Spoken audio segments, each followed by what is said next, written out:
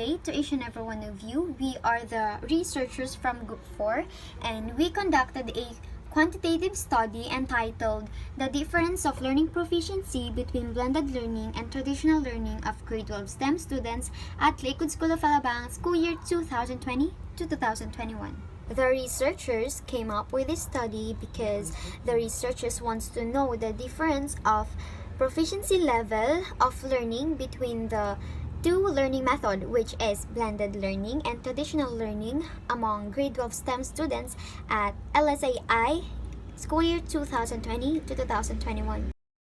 This study investigated and identified the difference of learning proficiency between blended learning and traditional learning of grade 12 STEM students at LSAI. These questions will be guided this research. It will be helpful to the researchers to know the specific answer that will be needed in this research. Based on results conducted by the persons mentioned in this article, blended learning boosts learners' performance and positively affects their test scores in their exams using the data from the learning experiences from a university in Spain.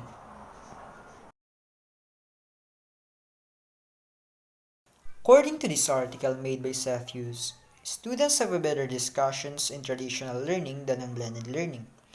They can hear their classmates' own opinion and improve their self-confidence in showing their own creative ideas.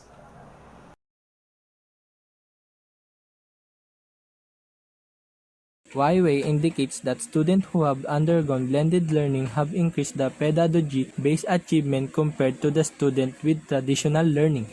This is based on the pre- and post-test survey from the academic field. Further, study shows that scholar source and student perform are significantly related. According to Ashley, traditional learning is more favorable than online. Online learners tend to give up more easily because of the lack of feedback from instructor. Moreover, satisfaction and performance of both teacher and student are affected. Distance learning also has its advocates such as performance of the learners increase compared to the traditional.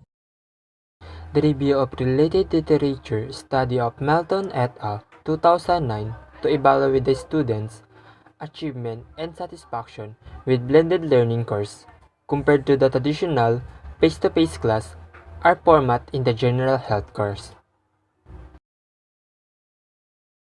And the last review of related literature study Yin and Lee 2011 conclude that blended learning is a careful blend of the best component of online and face-to-face learning, and is expected to emerge as the prevalent teaching model of the future. Conceptual framework. In this slide is a process or order to follow. The input represents our target, which is the gender in senior high school, and especially the grade 12 STEM student. And the tools that we use is that surveys and interviews via online. The result or output of this was traditional learning is more effective or complex way of teaching than blended learning. The research reflection to know if the difference in the ability to learn between traditional and mixed learning is essential for us to understand what kind of quality education is best for LSI learners.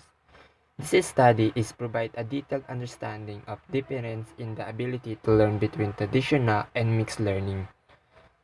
It is the system of method used in this particular area of study in this chapter includes the research design, refers to overall strategy that researchers use, and the research instrument that used to collect, measure, and analyze the data related to this topic, and also the respondent or participant involved in this research.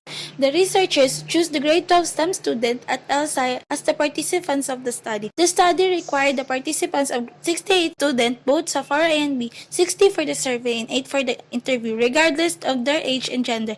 The researchers also guaranteed the confidentiality of the participants' answer.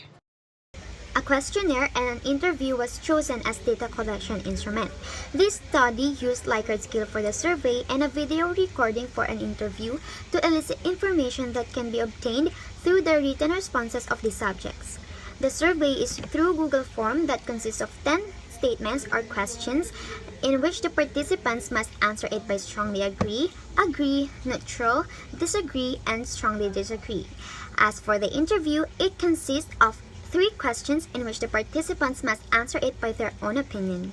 A video recording for an interview and the questionnaire answered by the participants will be saved and tallied.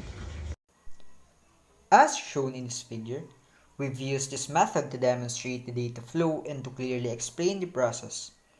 We can see here from the title, type of research, demographics, scale used in survey, the methods on how to gather the data, and the goal of the study. Reflection. In these slides, the researchers plans and schedule their works to be prioritized. They must conduct surveys and interviews from students.